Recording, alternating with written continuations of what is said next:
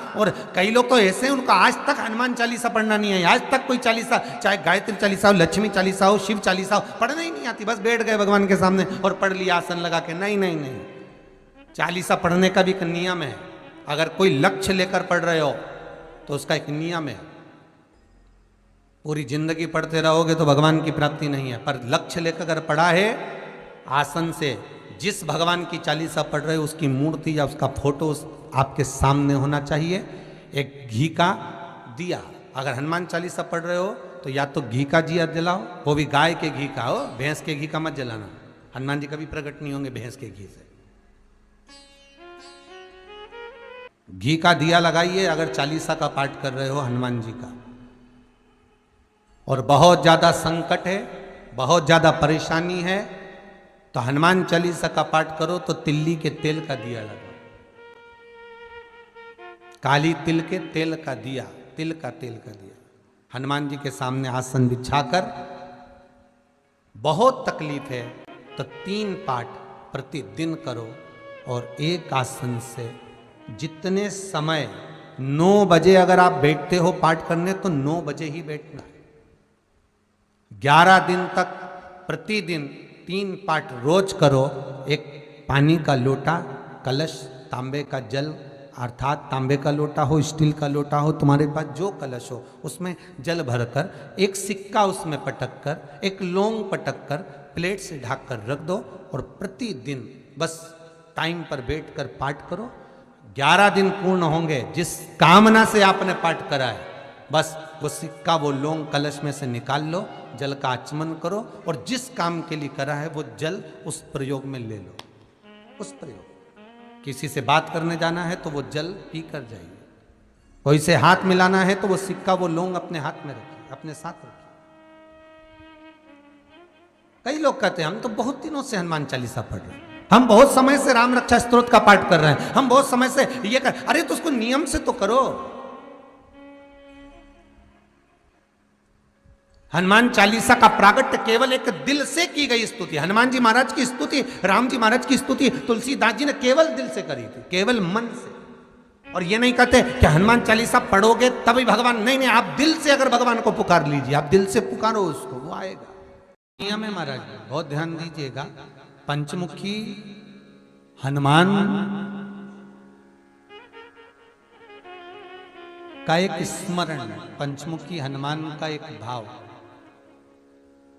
महाराज जैसे बहुत ज्यादा तकलीफ अगर व्यक्ति को हो गई है, बहुत कष्टमय जीवन चल रहा है, हार गए हर जगह से और तकलीफमय जीवन चल रहा है, तो पंचमुखी हनुमान का एक शिव महापुराण का और स्कंद पुराण का एक बड़ा सुंदर मंत्र है। उस मंत्र को आप सब एक बार हमारे साथ में बोलें।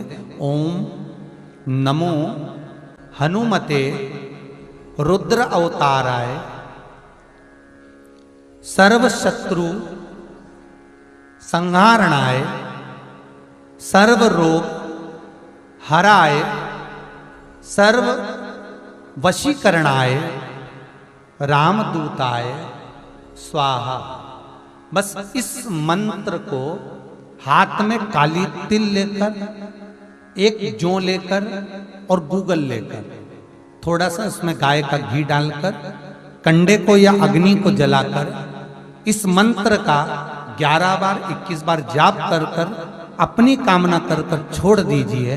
कैसा भी रोग हो, बीमारी हो, कष्ट हो, दुख हो, तकलीफ हो, 21 दिन के अंदर वो आनंद आना प्रारंभ कर देता है।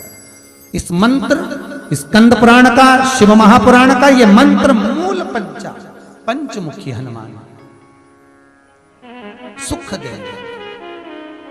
और एक और चीज याद रखिए महाराज, यदि कोई काम के लिए जा रहे हो, कोई व्यापार के लिए जा रहे हो या नौकरी करने के लिए जा रहे हो और लगी नहीं रही, बहुत तकलीफ पा रहे हो, सर्विस ही नहीं लग रही, बहुत कष्टमय हो गया, तो निवेदन करूंगा 5 पीपल के पत्ते पर बेसन के 5 लड्डू घर में बने हुए, गाय के घी के 5 लड्डू रख लो, उस लड्डू के बीचों बीच एक आटे का दिया और उसमें तिल्ली का तेल डालकर इसी मंत्र का प्रयोग कर कर पंचमुखी हनुमान का किसी भी हनुमान के मंदिर में जाकर, दक्षिण मुखी हनुमान के मंदिर में जाकर उसको रख कर आ जाइए। इसके बाद आप उस काम के लिए जाइए, आपका काम सफल हो जाएगा। आपको किसी को नहीं कहना पड़ेगा कि हाथ जोड़ना नहीं पड़ेंगे, किसी के पांव नहीं पड़ना पड़ेंगे, तुरंत काम होगा। बस इस मंत्र का स्मरण कर कर पंचमुखी हनुमान का भूतेश्वर जो मंत्र है वो सुख देने वाला, आनंद देने वाला, सहज नहीं महाराज, सुख की खान है, आनंद की दुनिया में। महाराज आप कोई बहुत बड़ा काम करने जा रहे हो, बहुत बड़ा यज्ञ अनुष्ठान, विवाह, शादी आदि कादिक फंक्शन करने जा रहे हो, 4 दिन 8 दिन के लिए आप घर से बाहर जा रहे हो और आपको लगता है कि घर में ताला कैसे लगाएं, तो निवेदन है एक तांबे के कलश में जल भर लीजिए और जल भरकर उसमें थोड़ी सी काली तिल डाल दीजिए, भूतेश्वर शिव का नाम लेकर। कौन से शिव का?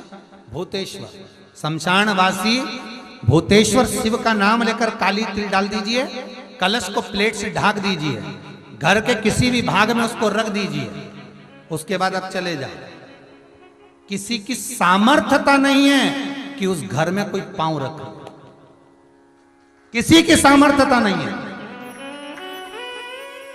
और अगर कोई भूले से पांव भी रख दिया तो 22 दिन या 21 दिन के अंदर उसको, जैसे लोगों को हवा आती है, बस उसको चक्कर आना चालू हो, बाल खोल खोल के घुमा मिलेगा। शास्त्र प्रमाण करता है हमारा भूतेश्वर शिव। ये कलश जो होता है ना, जल का जो पात्र होता है, ये साधारण नहीं होता, सहज नहीं होता महाराज। जैसे आज आपने मेरी लाज रखी, रक्षा करी और किसी को आने नहीं दिया, विनती स्वीकार करना। आपका जल पात्र भूतेश्वर के नाम से काली तिल से जहां रखा जाए उस गृह में कोई प्रवेश ना कर पाए। शिव जी ने वचन दे दिया, मेरी चंडियां 64 योगनियां, डाकनी, पिशाचनी, चुड़ैल और भूत इस कलश के विराजमान होते ही सर्वस्व फैल जाते हैं, फिर अंदर कोई नहीं आ सकता, भीतर प्रवेश नहीं हो सकता। लगे तो उन्होंने हनुमान जी से कहा कि तुम क्या चाहते हो? हनुमान जी बोले मेरे को जाना है, क्योंकि जहां राम वहां हनुमान। हनुमान जी जब कहने लगे कि मेरे को जाना है, तो राम जी महाराज बोले नहीं नहीं हनुमान, तुझे सबसे ज्यादा प्रिय क्या है? तो कह राम। तो हनुमान तू कह रहा है सबसे ज्यादा प्रिय है, राम प्रिय है, तो एक बार जिस समय देवऋषि नारद का अपमान हुआ, विश्वामित्र बाबा का अपमान हुआ, उस समय पर एक राजा ने जब अपमान करा तो तूने उसको राम नाम लिखकर एक जगह पर बिठा दिया और कहा कि तू राम नाम जपते रहे। उसने राम नाम जपा। तब हनुमान याद कर, मेरे सम्मुख में तू खड़ा था और युद्ध होने वाला था, तो तूने क्या कहा था? प्रभु आप इसको मार नहीं सकते क्योंकि ये आपका नाम ले रहा है। राम से बड़ा होता है राम का नाम, आप इसे मार नहीं सकते। तब आपने ये संवाद कहा था, हनुमान बता तेरी प्रियता क्या है? हनुमान जी कहते हैं प्रभु आपने मुझे जगा दिया, क्योंकि मुझे श्राप ये मिला था कि तू जागेगा किसी की जगाने पर, आपने मुझे जगा दिया। इसलिए हे नाथ अब मैं जाना नहीं चाहता, सत्संग करना चाहता।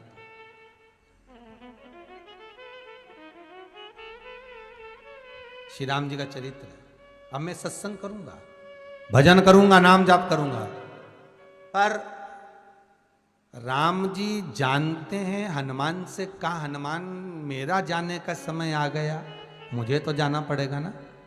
सीता पृथ्वी में चली गई, मुझे भी जाना है। मैं सरयू के जल में अपने प्राणों को त्यागूंगा, मानव का शरीर है, इसको त्यागना तो पड़ेगा ना हनुमान। हनुमान जी बोले तो त्याग दो, त्यागने में क्या दिक्कत है, त्यागो आप तो। पर दिक्कत एक बहुत बड़ी है। तो राम जी ने जैसे कहा दिक्कत बहुत बड़ी है, तो हनुमान जी पूछे ऐसी कौन सी दिक्कत है? हनुमान जी के शब्द सुने तो राम जी बोले, जब जिस समय पर तुम सूर्य को निगल गए थे, इंद्र को क्रोध आया था और इंद्र ने तुम पर वज्र का जब प्रहार करा था, जब वज्र का प्रहार इंद्र ने करा तब तुम्हारा नाम हनुमान हुआ। तब सारे देवी देवताओं ने तुम्हें वर प्रदान करा, उस जगह पर यमराज भी खड़ा था। तो यमराज ने तुम्हें वर दिया था कि जहां हनुमान होगा वहां यमराज नहीं होगा। अब दिक्कत यह है कि मुझे प्राण त्यागना है और तू मुझे 1 मिनट के लिए नहीं छोड़े, तो यमराज आएगा कैसे? दिक्कत वहां अड़ी पड़ी है।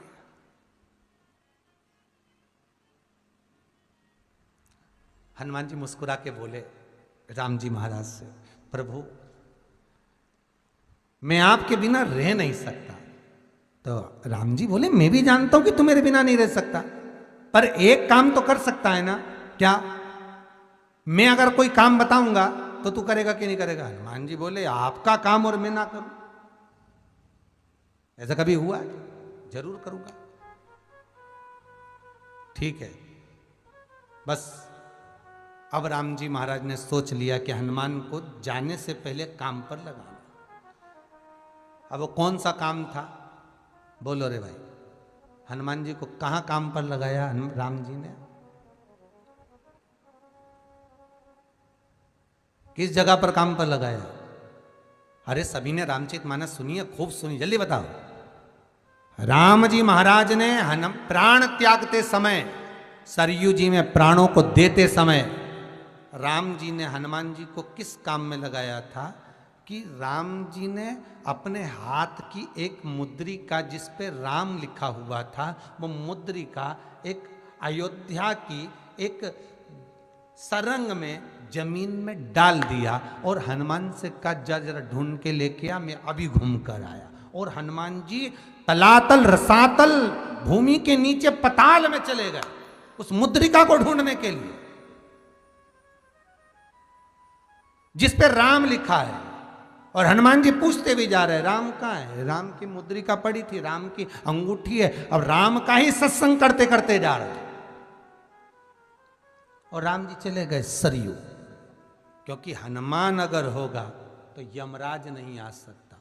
हनुमान को यहां से हटाना पड़ेगा, तब यमराज लेने के लिए आ सकता, तब यम आए। और क्योंकि यम अपने नियम को धारण करेगा, चाहे कृष्ण हो चाहे राम। वही बात फिर याद कर लीजिए,